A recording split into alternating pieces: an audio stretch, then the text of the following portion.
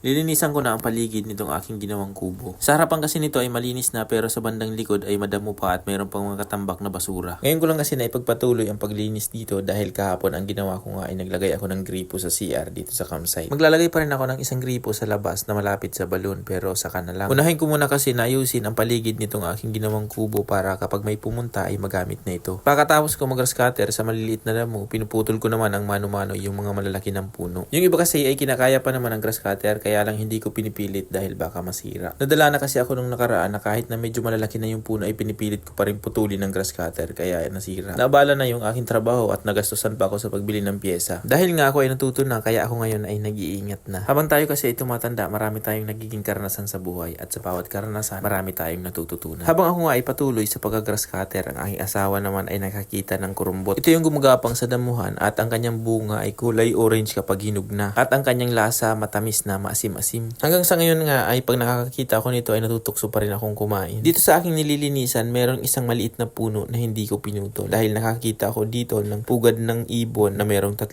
itlog. Kapag mga ganito talaga yung nakikita ko sa damuhan ay talagang bumabalik ako sa aking kabataan. Naalala ko kasi noon na kapag nakakita ako ng itlog ng ibon ay niluluto ko sa lata ng sardinas. Pero yun ay isang alaala na lang dahil kung noon ay puro laro, ngayon naman ay puro trabaho. Tumigil na muna ako sa aking pag-grass cutter dahil yung may mga nakaumbok na lupa ay papantayin ko muna. Kahit kasi ito ay malinis na, ang pangit pa rin tingnan. Maya-maya nga ay pumunta dito yung aking pamangkin. Kung pwede daw magpagawa sa akin ng DIY na parang itak. Malambot lang na kahoy ang gagamitin ko para hindi ako mahirapan. Sanay na rin ako gumawa ng itak na kahoy dahil noon ay lagi akong gumagawa nito. Kapag may napapanood kasi ako sa TV na iba't ibang design ng itak ay ginagaya ko. Maraming mga bata din noon ang nagpapagawa sa akin ng libre. Kaya noon ay nakakatipid na rin si mama sa pagbili sa akin ng laruan kasi ako na mismo yung gumagawa. Pagdating ko kasi noon sa bahay galing sa paaralan ay hindi ballpen yung aking hinawakan kundi itak. Minsan hindi maiwasan na masugatan pero hindi pa rin ako tumitigil hanggat hindi ko nagagawa yung design na gusto ko. Hinati ko nga yung kahoy na kinuha ko dahil hindi lang pala isa yung kailangan kundi 2. Dahil nga sobrang hapon na din nang pumunta ang pamangkin ko dito kaya minadali ko na ang paggawa nito. Hindi ko na masyado itong pinakinis dahil isang beses lang naman daw ito gagamitin. Medyo dumidilim na rin nga pero yung isa pa lang yung natatapos ko, yung pangalawa ay hindi pa. Habang tinitingnan nga ng aking asawa yung nauna kong ginawa ay natapos ko na rin yung isa. Kaya bago dumilim ito ay okay na kaya tuwang-tuwa naman ang aking pamangkin dahil bukas meron na siyang gagamitin.